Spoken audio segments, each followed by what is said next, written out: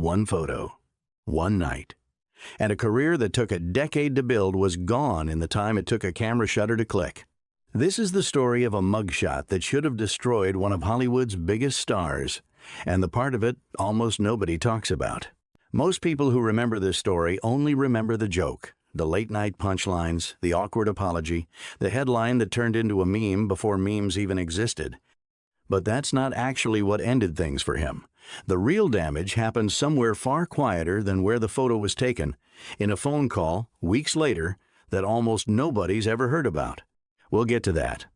But first, you need to see exactly how high Hugh Grant had climbed. Because in Hollywood, the higher you are, the harder you hit the ground. Go back to 1994. A low-budget British comedy hits American theaters. Nobody expected much. But it becomes an absolute phenomenon. 4 weddings and a funeral. Right at the center of it is Hugh Grant, stammering, blinking, awkwardly fumbling through love confessions. America falls in love. That awkward, charming persona becomes his signature. By the mid-90s, he isn't just an actor, he's a goldmine. Studios are writing scripts specifically shaped around that hesitant smile, that posh, apologetic delivery that somehow makes every leading lady fall for him on screen and half the audience fall for him off it. He's dating Elizabeth Hurley, one of the most photographed women in the world.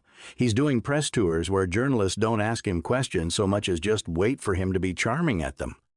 There's a phrase people start using around this point: bankable. Not talented, not promising. Bankable. The kind of actor a studio can build an entire release schedule around.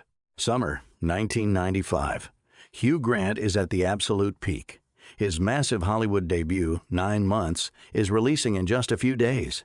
The promotional machine is roaring. Interviews booked. Premieres ready. Everyone around him is talking about momentum, about timing, about how this is the summer he stops being a novelty and becomes a genuine A-list name in Hollywood. His first real shot at being a leading man in a major American studio film, not just the charming British import. He's in Los Angeles for exactly that reason. Staying not far from Sunset Boulevard, in the middle of a press cycle that's going, by every account, better than expected. Elizabeth Hurley is back in London. The relationship that's made them one of the most photographed couples in the world is, at this point, 4 years old. Stable by most outside appearances. Nothing about this night is supposed to be remarkable. It's just another stop in a very long, very calculated campaign to make sure this film and this career lands exactly where it's supposed to. Nobody around him has any idea what's about to happen in the next few hours. Not his publicist, not the studio, not him. Because what happens next isn't going to come from a script, a scandal he saw coming, or anything anyone could have prepared for. It's going to come from a parked car. Late at night on a quiet stretch of Sunset Boulevard, a police officer notices a parked car that's been sitting a little too long, a little too still. He walks up, shines a light inside, and what he finds isn't a break-in, isn't a robbery, isn't anything close to what he expected on a routine patrol. It's Hugh Grant, and he's not alone. In the passenger seat is a 25-year-old woman named Divine Brown, a sex worker working that stretch of Sunset that night. The details that come out afterward are almost beside the point. What matters is that within minutes, Hollywood's golden boy is in handcuffs, sitting in the back of a police car, while officers run his ID and slowly realize exactly whose night they've just interrupted. He's charged with lewd conduct in a public place, a misdemeanor. The kind of charge that, for almost anyone else on the planet, would generate a small local news item and disappear within a week.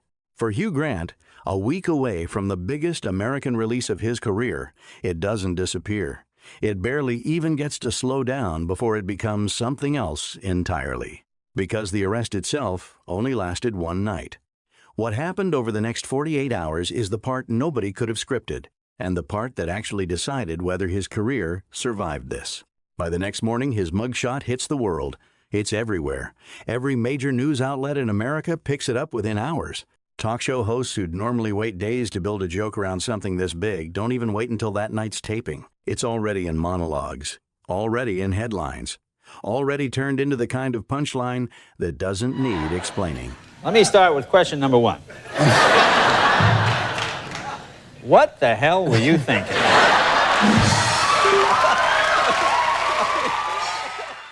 The studio behind 9 months is staring at a press tour that's supposed to start in days for a film starring a man who just became the most talked about arrest in the country. Every reporter booked for every interview now has exactly one question they actually want answered, and it has nothing to do with the movie. And here's where most people assume the story ends. That Hollywood quietly shelves him, that the calls stop coming, that this is the moment everything he built collapses. That's not what happened. 10 days later, Hugh Grant sits down across from Jay Leno on The Tonight Show and says one sentence that saves the moment.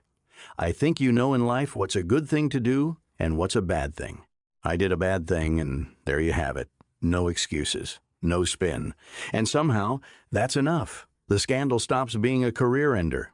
9 months still opens. Notting Hill, Bridget Jones's Diary, About a Boy.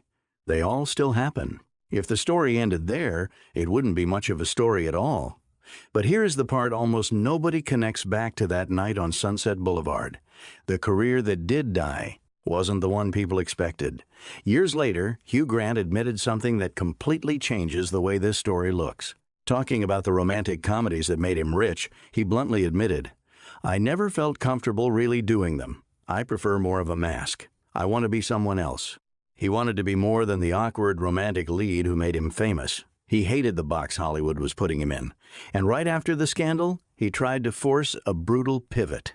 In 1996, while the world was still gossiping about his arrest, he produced and starred in a dark, intense medical thriller called Extreme Measures, right alongside a heavyweight like Gene Hackman. This wasn't just another movie. This was his desperate bid to break the mold, his launch pad to become a serious, global leading man. But that version of his career never arrived. Not because the talent wasn't there, but because the serious, dependable image that a dramatic leading man requires could not survive what happened on Sunset Boulevard. The movie flopped, the doors slammed shut. What replaced it was smaller, stranger, and in hindsight, a golden cage. For the next 2 decades, the world made a silent agreement with Hugh Grant. Audiences were perfectly willing to forgive the stuttering, charming, self-deprecating Englishman. They would keep paying to watch that guy. But they refused to allow him to be anyone else. The very photograph that he survived became the boundary wall of his career. He didn't lose his career that night. He lost the choice of which career he got to have. If you think losing the career you wanted while keeping the one you didn't is its own kind of ending, wait until you hear about the star who lost both. That one's coming next.